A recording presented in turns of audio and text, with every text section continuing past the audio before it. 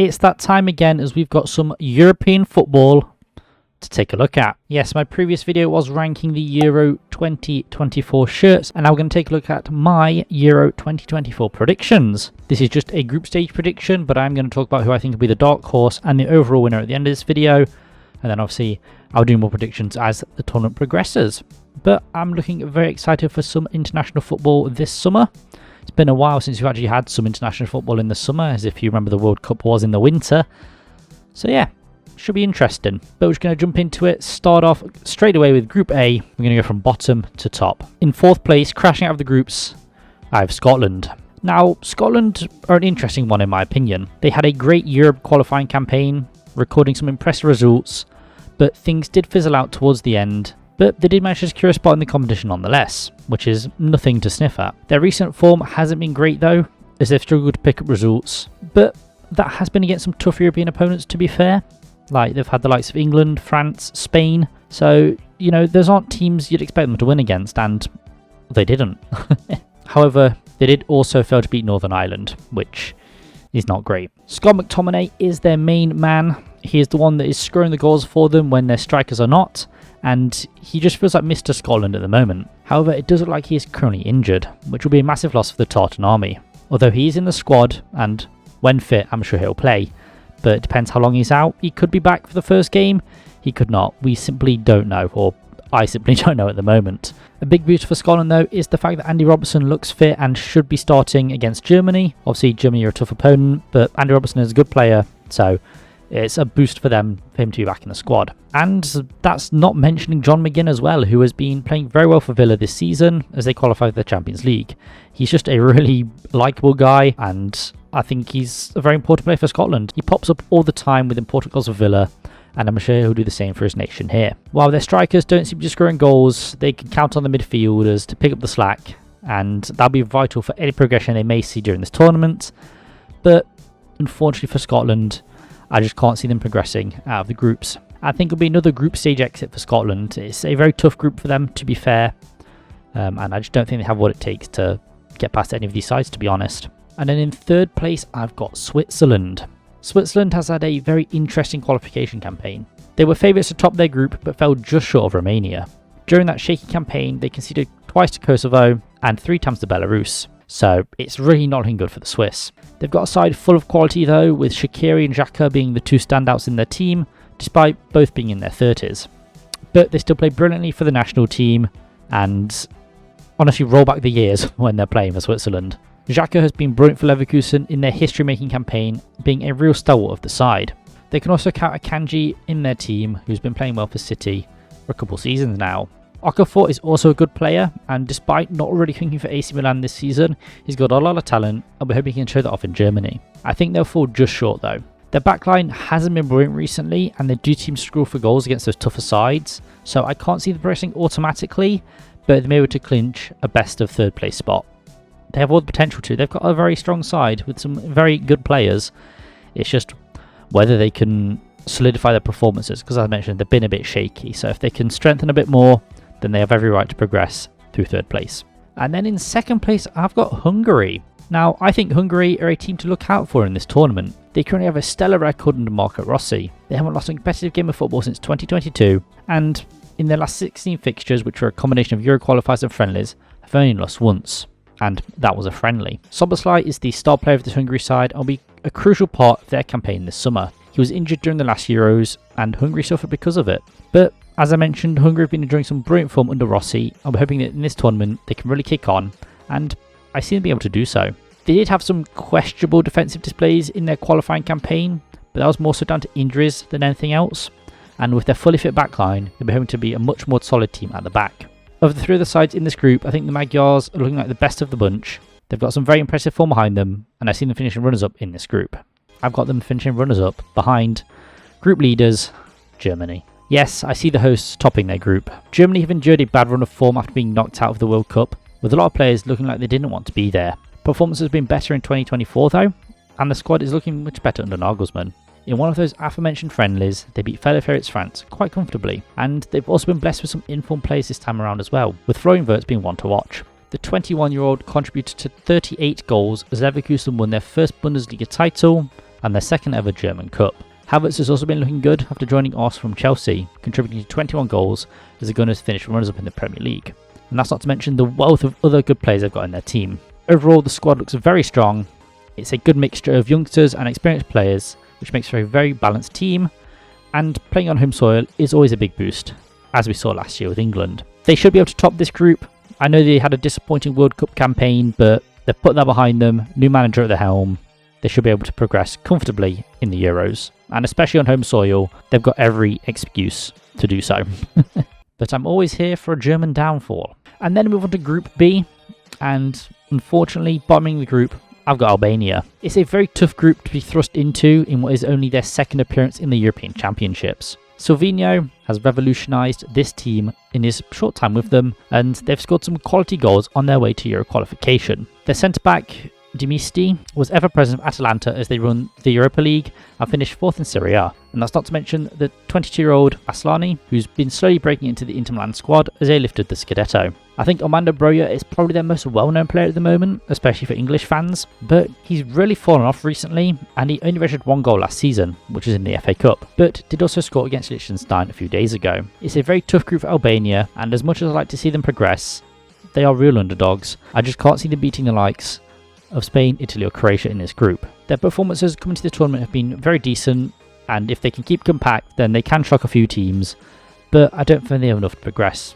unfortunately. They do have really nice kits though. I'm a big fan of their kits. The more we get to see them, the better, but unfortunately, I think it's a bridge too far for Albania, especially in the group. In some of the other groups, maybe they've had a chance, but definitely not this one.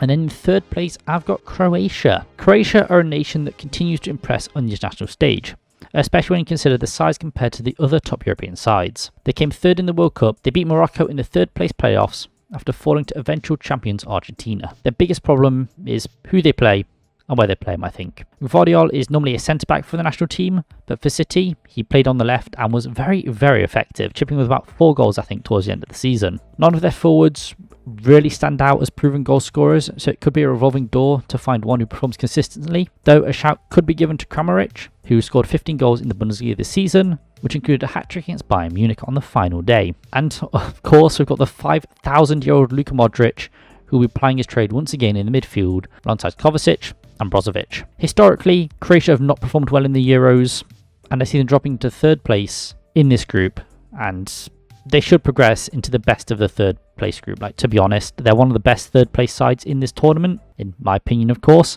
So they should progress out of the groups, but I don't think they'll do so automatically. Like I said, they've got a side full of quality, brilliant players throughout, so they should progress, but I think it'll be through the third place group. And then in second place, I've got Italy. The reigning European champions have been doubted quite a bit recently, for good reason, and that is in big part because they failed to qualify for the World Cup. The team entering this competition looks very different to the one that won the Euros back in 2021 though. Both the manager and many experienced players have departed since that tournament, but they still have a very solid squad. Spalletti is a good manager, and I can see him doing well with this Italy team. He's come off the back of that impressive Serie A title as Napoli manager, which was very, very impressive, and we've seen how much they've fallen off without him. Their qualification campaign wasn't straightforward as they just squeaked in ahead of Ukraine, but did perform well in their friendlies since qualification. They have a lot of time at their disposal though, and throughout the field just looks phenomenal. It should equip them well to progress out of this group, and it's really a toss-up between them and the people I've got in first of who's going to do so and in what order. Like I said, they're a good team, they've got a good manager, and they could sneak first place, but ultimately, I think Spain are just ahead of them. Yes, I see Spain topping the group. While their World Cup campaign wasn't brilliant, that will serve as a wake-up call for this side, as they've been on an impressive run since dropping out in the round of 16. They boast a side full of individual quality that has shown time and time again that they can come together and perform very well as a unit. Rodri is one of, if not the best CDM in the world at the moment. They'll be without Gavi, but Pedri expects to be fully fit and hopefully rested. Bro needs some sleep. And Lamine Yamal has been brilliant despite his young age and is on course to become the youngest player to play in the Euros. And that's also not to mention Joselu, who's been in some great form for the reigning Spanish champions Real Madrid, chipping him some very important goals when it matters, and we're hoping to do the same for the international team. This is a Spanish side in some good form and full of quality, and are very well placed to top this group. It's not the iconic Spanish side of years gone by, but it's still a very good team with some very good players who should top their group. But like I said, it's between them and Italy, but I think ultimately Spain have much more quality at their disposal than the Italians, so they should top the group. And then on to Group C, which is the group I'm most interested in for what I hope is obvious reasons. Bottom in the group, I've got Slovenia. This is Slovenia's second ever Euros appearance, and the last time they were here, Yugoslavia was still a thing. Oh, and they also got grouped. They finished qualifiers level on points with Denmark, only dropping to second on goal difference. They've also beaten Portugal. The standout players for Slovenia are obviously Jan Oblak and Benjamin Šeško, but we cannot forget Ilicic, who took time away from the game whilst battling depression and has made an emphatic return to the national side. It's a brilliant story for him, very, very pleased for him, and his performances have been good since returning, so fair play, what a story, man. All in all though, I do think it is a very tough group to call, to be honest. After England, any of the sides could really finish anywhere. I think at the moment though, Slovenia is my bet for finishing bottom. They are heavy, heavy underdogs in this group for sure, and it'd be brilliant to see them qualify for the next round, but I just don't think they have what it takes to do so. But like I said, it's all up in the air for most of this group, so they could come second, they could come third.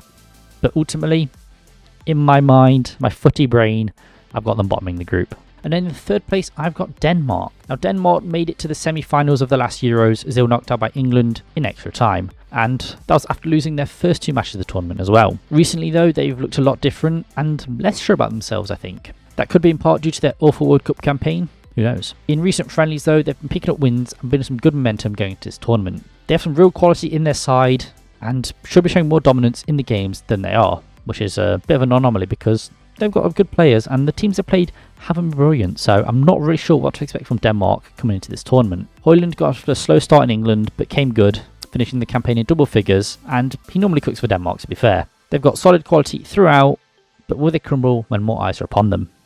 Only time will tell. Slovenia could squeak in ahead of them, to be honest. And then in second place, I've got Serbia. Serbia are another team to watch in my opinion, as they seem to regularly go under the radar despite the quality their team can boast. This is their first Euros as an independent nation, previously having to compete as part of Yugoslavia. Serbia have the quality, but that's mostly focused up the pitch, with their defence being quite lacking. They look to have shored things up in the last few matches, despite Russia putting 4 past them. Slight issue there. They boast the likes of Kostic, Milinkovic-Savic, Tadic, Mitrovic, and of course Vlahovic, which is just to name a few. Mitrovic has contributed to 38 goals in Saudi Arabia last season, whilst Vlahovic contributed to 21 in Italy. They look more than good enough in attack, but they're definitely going to struggle at the back, and that could be their undoing. It's all well and good having a powerful attack, but that needs to be backed up with a strong defence. You can't outscore every team in the Euros, and there will be times where a solid defence will serve you much better. Like I said, I feel like their defence could be their undoing, but I'm still backing them to show off their quality this time around and progress further into the competition, unlike they did in Qatar. But like I've said time and time again, it's very up in the air for this group, so Serbia could drop out, who knows. But the quality they've got, they really should be qualifying one way or another. And finally, topping Group C, I've got England. Lads, it's coming home. It's looking like a pretty nice group for England, as I do see us topping this group, but I don't see us taking anything for granted here. I was sure it was coming home when the professional squad was released, but then Southgate did what he does best and announced the actual squad, and my confidence took a hit. But I still believe it's a side full of quality. Players like Rice, Bellingham, Saka, Palmer, Foden, Kane have all had brilliant campaigns with their respective sides last season, and the wealth of talent at our disposal will no doubt give Southgate some issues when it comes to team selection. He opts for a more conservative style of play, I feel, but I think if he just takes off the shackles in what could be his last tournament as England manager, we could definitely win the whole thing. Spoilers. Just take off the shackles, man. We've got youngsters like Mainu and Wharton bursting onto the scene, with both of them looking like great prospects, and this tournament will give them some valuable experience. It's a big shame not to see Maguire or Branthwaite going. I'm not sure to what extent Southgate thought he was clicking with the defensive choices, but we move. Why Lewis Dunk is going, I will never be sure. I thought Branthwaite would have been the obvious choice, but apparently not. And I'm also going to miss not seeing Grealish either. We did lose to Iceland recently, which wasn't great, and gave me stage 4 depression, but here we are. Hopefully these competitive fixtures bring out the best in our players once again. We should be topping this group, but it's England, and we sometimes find a way to fuck it up. So fingers crossed we don't do so here. And then we move on to Group D, and unfortunately I've got Poland bombing the group. It was a tough qualification battle for Poland, as they suffered defeats at the hands of Moldova, a side that currently ranked 153rd in FIFA's rankings. They put that defeat behind them though, as they smashed Estonia and beat Wales on penalties to secure their European spot. Poland have quality throughout their squad too, with the likes of Wojciech Szczesny, Kiwior and Zielinski. And that's not to mention Lewandowski as well, who is their record goal scorer and will no doubt be a big part of their campaign this season as well. Unfortunately, Matty Cash has been ruled out through injury, because he's always performed well for Poland as well, so it's going to be a big loss for them, especially with the form he was sort of in for Aston Villa. He played well for Villa, I thought, and helped them qualify for the Champions League, so it's a shame that he's not going to travel to the Euros with Poland. They've looked far better under the new manager, Probierz, though, who name I've definitely butchered, and they're currently being unbeaten under him. This is going to be an extremely tough group for Poland, and unfortunately I cannot see them progressing, but they should put up a few good displays here and there. And in third place, I've got Austria. Austria have been a much different side since Rolf Rangnick took charge in 2022. They enjoyed a very successful qualifying campaign, only coming second to Belgium. Rangnick has showed even further devotion to Austria, as he opted to keep managing the national team, then take the Bayern Munich job, which I think was a good choice on his behalf, preferring to focus on his job with the national team and get them into the Euros, which of course he has. They've got players like Sabitzer,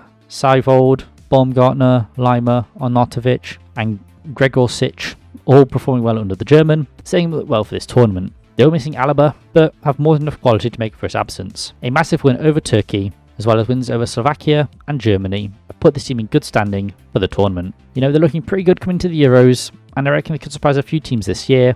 I don't have them automatic qualifying, but they could probably do it in third place. And in second place, I've got the Netherlands. The Dutch don't really fill me with confidence coming into this tournament, but have been picking up good results in qualifying, as they end up finishing second, and in pre-tournament friendlies, they've done well as well. They're a side that can boast so much quality within their ranks, you know, like Van Dijk, Ake, Frimpong, Van de Ven, De Jong, and Simons, just to name a few. Despite all this quality, they don't look as organised as they probably should be, but I think despite that though, they should be able to finish runners-up in their group. As I mentioned, they have immense quality throughout the squad, and it would be a massive underachievement if they fail to qualify. This is a tougher group than it looks, so anything could happen here. Austria are a very dark horse in the group and could shock the Netherlands, to be honest. They've not been looking at their best, and Austria could shock them. So could Poland, to be honest, but for now, I've got the Dutch finishing runners-up, and in first place, I've got France. France looking like one of the strongest sides coming into this tournament. However, they were held to a draw by the mighty Canadians. The French finished as runners-up in Qatar, but have not enjoyed as much success in the Euros. The French failed to beat Switzerland in the round of 16, sending their quality side home a lot earlier than expected. This French side is chock full of quality once again though, with far too many to mention individually, but they've stuck with Deschamps, and that has proven to be the correct choice. Mbappe is the obvious headline grabber and has been rested recently, so he's fit and fine for this tournament, which is a very smart move on their behalf. France do seem to struggle without him. He'll be looking to put his disappointing Euros record behind him, and they have more than enough to top this group. They are one of the best teams in the competition, one of the favourites, and like I said, they should top the group with ease. They shouldn't be troubled by Netherlands, Austria or Poland. Let those three fight out amongst themselves while they top the group like they should. And then move on to Group E, and I have Slovakia finishing bottom. Slovakia enjoyed a fairly successful qualifying campaign, as they only lost to Portugal twice in their group, as well as being the only team to score against the Portuguese as well, which is quite impressive. They've a very solid side, as was seen during their impressive qualifying campaign, but this will be a very tough group for them to get anything from. Calzona wants his side to play good football, and during his time in charge, we've definitely seen them do that, but I don't think they'll have enough to qualify for the next round. It's a very interesting group though. They very much could squeak through if they, finish third or even second. I think first is just a bridge too far for them, so they could sneak through, but I don't think they will, unfortunately, for Slovakians. You've got a good side though, some good players, so who knows? Go ham, see what happens. And then in third place, I've got Romania. Romania actually went unbeaten in the Europe qualifying campaign, appearing in the same group as Switzerland. They also did so by having a very solid defence, keeping many clean sheets throughout that campaign. They also boasted a very solid midfield as well, which has helped them keep those clean sheets and control games when they needed to. However, they've also struggled to score goals, lacking an out-and-out goal scorer. And I think that'll end up costing them. It's all well and good being able to defend, but that's not helped if you can't score the goals you need. So I expect to see a rotating window of Romanian forwards, hoping they can land on one who just scores goals consistently. But looking at their team, I don't think they have one in their ranks at the moment. But I think they'll do better than Slovakia. Will they qualify through third place? I'm not too sure. There'll be some tough teams in there, but I think they can secure third place nonetheless. It's really a toss-up between them and Slovakia though, to be honest. And then in second place, I have Ukraine. Ukraine do feel like a bit of a sleeper pick, to be honest.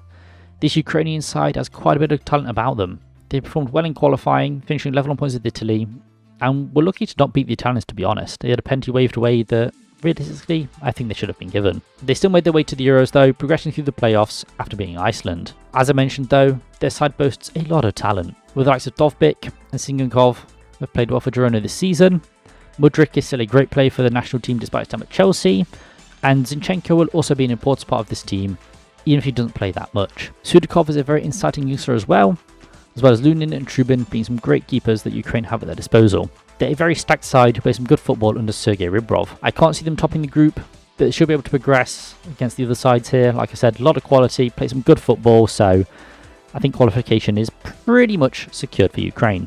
But upsets do happen.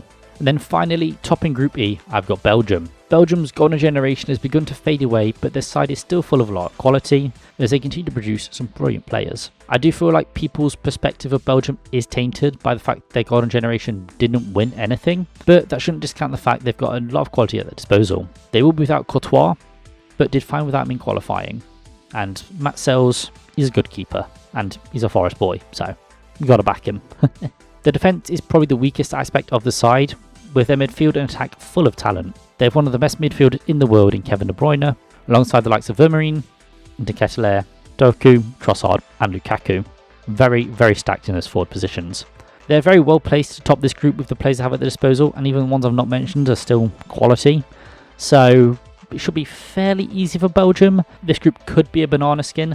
As I said, Belgium have not really achieved anything with their national team. I think given all of that, given the squad, given their opponents, they should top the group pretty easily, in my opinion. And finally, we have Group F.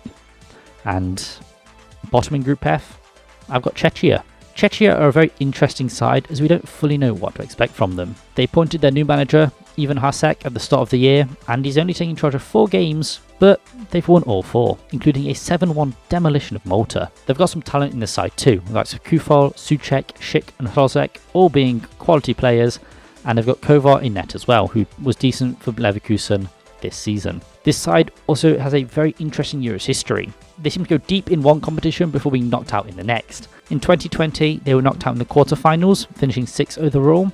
So if the pattern repeats, they're looking like a group stage exit here, and now these things aren't always set in stone. They're just funny little observations we can make, but history has a habit of repeating itself, so it's not looking good for Czechia. But hey, they've got Schick, he pulls it out of the bag when he needs to, brilliant for Leverkusen, brilliant for the national team, so he could very much drag this team up through qualification, but it remains to be seen of course. And then in third place, I've actually got Turkey. Turkey are the classic dark horse team, and once again, they can stake their claim to that mantle. I say that, but they did lose 6-1 to Austria recently, which is not great. But discounting that result, it was a friendly. They do have quite a bit of quality within their side.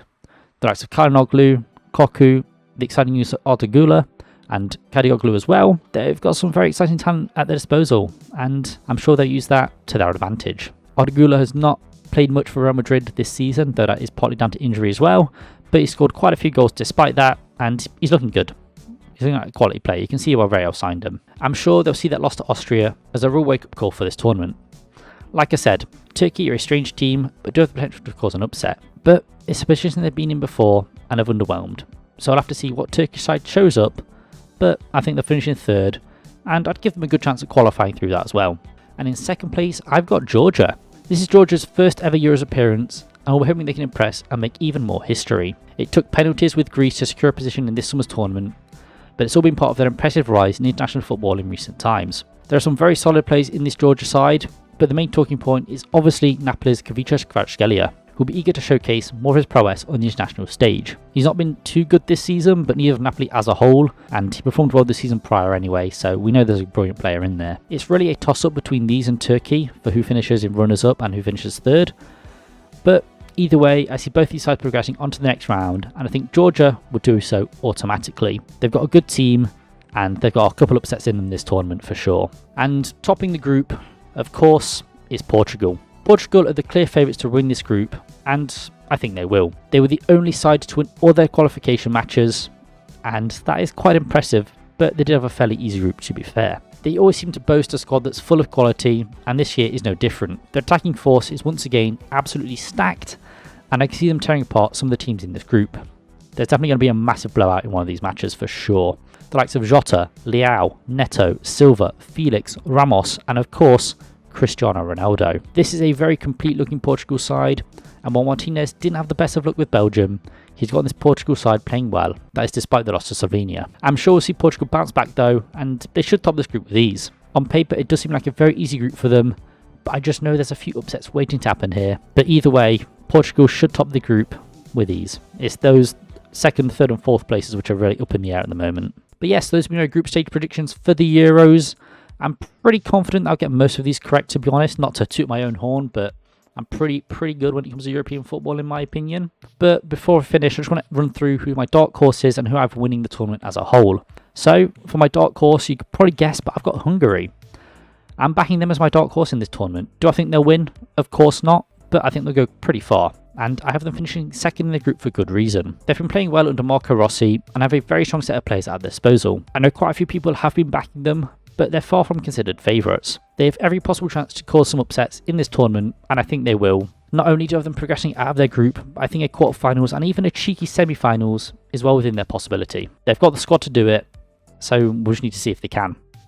But they're my dark horse for this tournament, and winning the tournament, of course, is England. I'm backing our boys to bring it home. World Cup 2018 and Euro 2020 really filled the country with a lot of hope that we can claim our first Euro title and that Southgate will be the man to do so. Our first trophy since 1966. You know, it's funny, we are very, very confident for a team that's not won anything since the 60s. I think that sums up England as a whole, really. We have a very strong squad this tournament and talent throughout the team, including some players who are at the peak of their powers. I was very, very confident when the provisional squad was announced, and that confidence took it slightly when the official team was announced, but I do still have faith that this is the side that wins the competition outright. Surely it's coming home. You know, we performed well in the World Cup, we got to the semi-finals and fluffed our lines against France, but this is the one, man. This is the tournament where we win it. I'm sure of it.